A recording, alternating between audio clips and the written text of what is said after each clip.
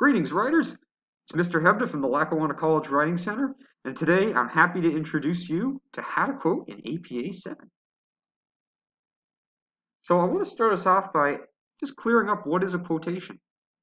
And quotations are direct word-for-word expressions from another author. And they're used to support arguments in essays. So our arguments in essays are meant to persuade or convince somebody to take one point rather than another. So to agree with us rather than disagree with us. And then there's just one note here I wanted to mention about APA. They prefer that writers use paraphrasing rather than quotations, but they do still use quotations. So I do want to highlight how that is done. So quotations are still important. All right, here are some general characteristics of quotations. Whether they be APA or MLA, this is just basic across the board good quotation rules. Keep them short, less than a sentence. Set them off with quotation marks from the rest of your writing. And it should be embedded within your own writing. The quotation, that is. Also, the quotation should always be associated with or followed by an in-text citation that gives credit to the author. It gives credit to the source. That way you can avoid plagiarism issues. All right.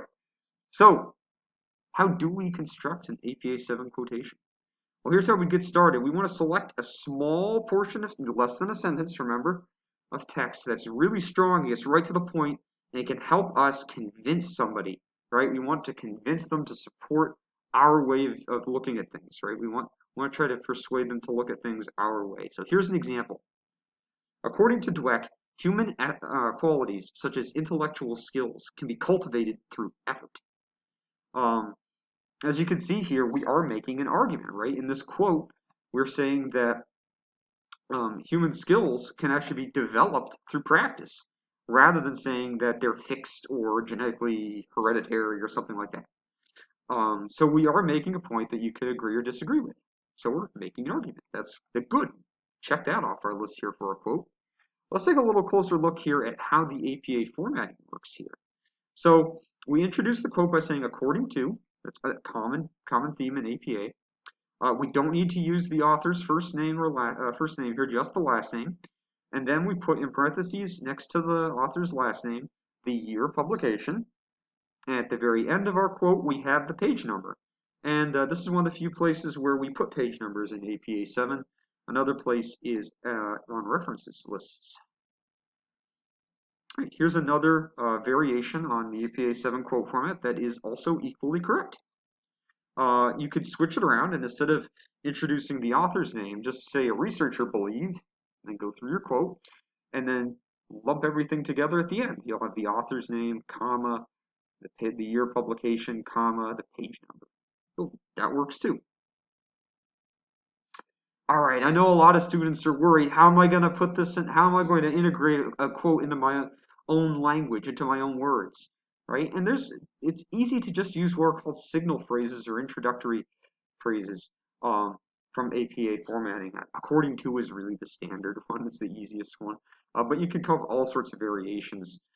This is just a brief list. We say in the words of, as the authors wrote, in their research they stated.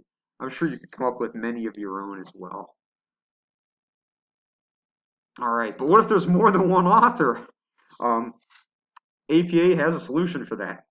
In fact, they have several. Here's the first one. If you want to put the author's names in an in-text citation, you use an ampersand. APA loves ampersands. So here I have the sentence, research shows the importance of the quality rather than the presence of romantic relationships in adolescence.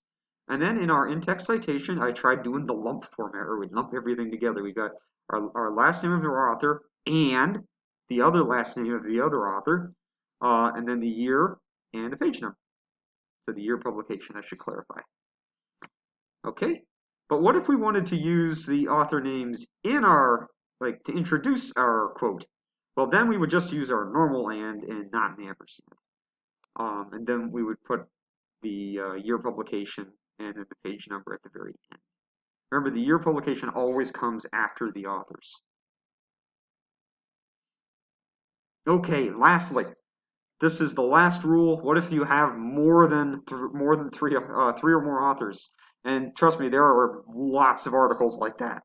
So in both the cases of an in-text citation and if you introduce an author's name in your own writing, you would follow this rule. So this rule would work for both ways. You list the lead author's last name followed by the Latin phrase "et al", which stands for means and others. So here we have our lead author, Limeri, et al, and others. We put a period after all, but not after et. We have our year publication. We go through with our own, here's our own language, introducing the quote. Here's our quote. And then our page number at the end. And that's it. Alrighty, everyone. I just wanted to wrap up by giving credit to Carol Dweck and the other articles that I used in this video, as well as to especially Purdue University's online writing lab, Purdue OWL. And I also encourage you all to check out the Lackawanna College Writing Center YouTube channel. We've got lots and lots of great videos here on all sorts of writing subjects, and I encourage you to make appointments for the Writing Center. We're always here to see you succeed. So keep up the great writing, everyone. Mr. Hebda out.